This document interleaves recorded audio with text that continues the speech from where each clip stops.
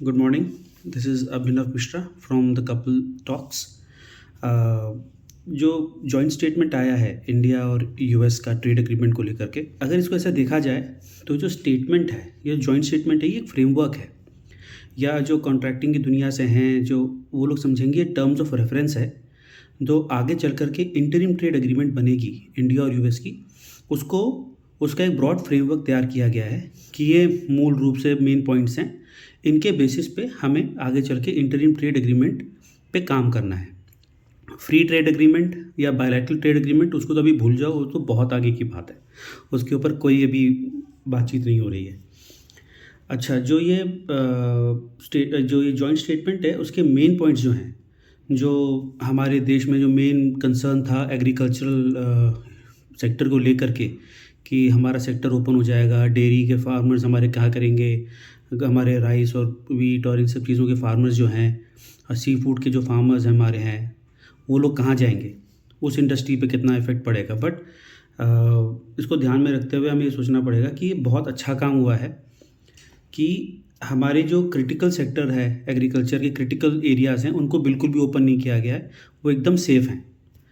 अब अगर हम देखें कि पहला पॉइंट है, इंडिया विल एलिमिनेट और reduce tariffs on all US industrial goods and a wide range of US foods and agricultural products.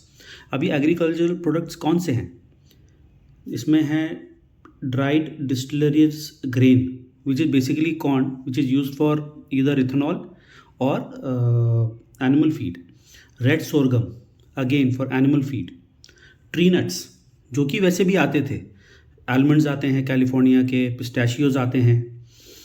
Processed fruit and fresh fruit, soybean oil, wine and spirits. अब again ये सब चीज़ों से India के customers को ही फ़ायदा होने वाला है। अगर वाइन एंड स्पिरिट्स बाहर से और लोअर टैरिफ रेट्स पे आएंगे तो कंपटीशन बढ़ेगा मार्केट में। हम वैसे भी ईयू से हम एफटीए हमारा साइन हो गया है, तो वहाँ से भी वाइन्स एंड स्पिरिट्स आएंगी लोअर रेट्स पे। हमारा यूके के साथ भी हो चुका है, तो स्कॉच भी लोअर रेट्स पे आएगी आगे चलते। तो इससे फेयर कंपटीशन आएगा मार्केट में। जो सेकेंड पॉइंट है कि India will get 18% tariffs on textiles and apparel, leather and footwear, plastic, rubber, organic chemicals, home decor, आपके artisanal products and certain machineries which have not been defined as of now. अब इसको अगर हम 18% को देखें तो हम ये देखेंगे कि जो ये प्रोडक्ट्स इनमें लिस्ट करे हुए हैं, ये बेसिकली वो प्रोडक्ट्स हैं जिनमें हम अपने नेबर से और आसपास के नेशन से compete करते हैं इन द इंटरनेशनल मार्केट।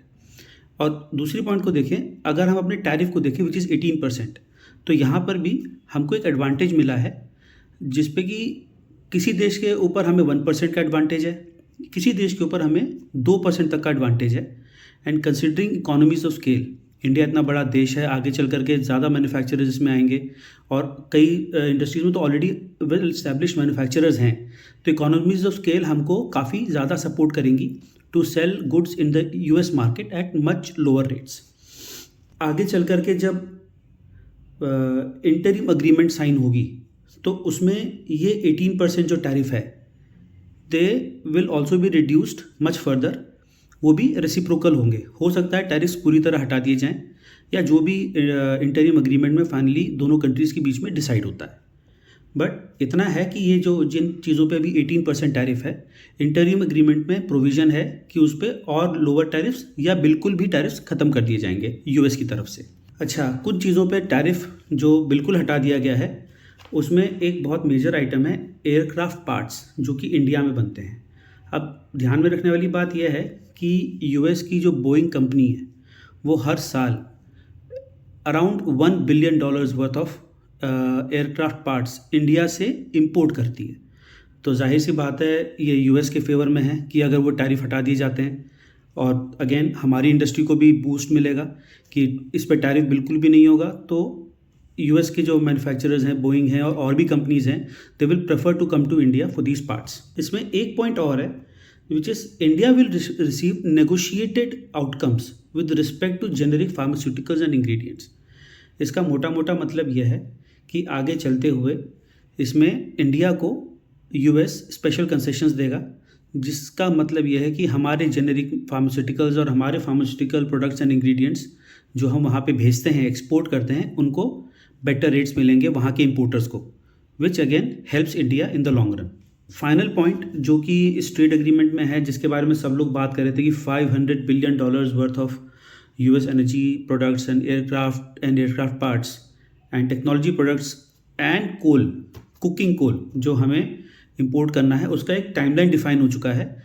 ये है 5 ईयर्स का। अगले 5 साल में हमें $500 billion worth of these US products हमें परचेज करने हैं। अब इसमें क्या है कि हम already around $40 billion worth of purchases US से हर साल करते ही हैं। अगर हम अपना कोल का परचेज, ऑयल का purchase obviously at negotiated rates और बाकी टेक्नोलॉजी और प्रेशियस मेटल्स अगर हम वहाँ से इंपोर्ट कर बढ़ा देते हैं तो $100 बिलियन एक साल का is not a very tough ask. Secondly, जो इसमें लिखा हुआ है टेक्नोलॉजी प्रोडक्ट्स, वो अगर हम परचेज करते हैं तो this will help our industry grow much faster and in a very sustained manner for a long period of time. बहुत सारी कॉम्प्लेक्स मशीनरीज हैं जो अभी हमें बहुत एक्सपेंसिव पड़ती हैं कंसिडरिंग जो ड्यूटीज़ और टैरिफ लग चुके हैं। और जब ये टैरिफ अब हमें ख़रीदेंगे वहाँ से, हमें क्योंकि प्रेफरेंशियल रेट्स मिलने वाले हैं वहाँ से, तो वहाँ से ख़रीद करके हमारी इंडस्ट्री को ही बूस्ट मिलेगा, हमारी इंडस्ट्री को ही सपोर्ट मिलेगा। फाइनली एक पॉइंट है जिसके बारे में शायद कोई बात नहीं कर रहा है, उसमें ये लिखा हुआ है clearly, in the event of any changes to the agreed upon tariffs of either country, the United States and India agree that the other country may modify its commitments. सीधा सीधा मतलब यह है इसका कि मान लीजिए हम दोनों के बीच में एक टैरिफ रेट सेट है फॉर अ सर्टेन प्रोडक्ट, और मान लीजिए यूएस ने for what ever reason tariff, let's say it was 2%, let's say it was 5, उसको बढ़ा के 10% कर दिया, तो इंडिया के पास राइट है कि इंडिया भी यूएस से आने वाले किसी भी प्रोडक्ट पे उतना ही टैरिफ बढ़ा सकता है, विच अगेन एक पैरिटी रखते हुए ये स्टेटमेंट बनाई गई है। और जो लोग कह रहे थे कि इंडिया की इंडस्ट्री को, इंडिया के एग्रीकल्चर सेक्टर को बेच दिया और सरेंडर कर दिया, तो उनको ये सोचने वाली बात है कि भाई साहब, ये जो ट्रेड एग्रीमेंट है, ये ट्रेड एग्रीमेंट का जो फ्रेमवर्क बना हुआ है, this is mostly in India's favour. आप ये सोचिए, टाइमलाइन समझिए कि इंडिया के ऊपर टैरिफ लगाए गए, ऑलमोस्ट 50% तक टैरिफ लगाए गए, और उसके बाद इंडिया ने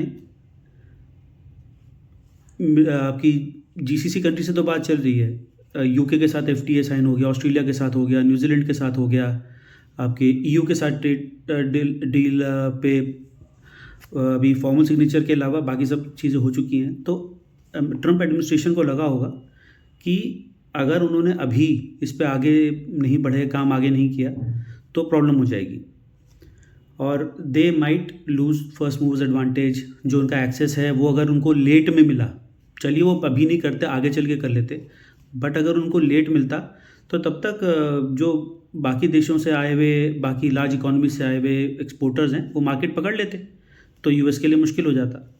तो उसको ध्यान में रखते हुए उनको ये कदम लेना पड़ा है।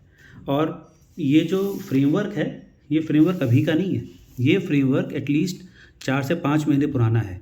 इंडिया ऑलरेडी इस फ्रेमवर्क को उनको दे चुका था, it was just a matter of their acceptance. वो नहीं कर रहे थे, बट अब उनको करना पड़ा है because they would have lost the access to the largest market in the world.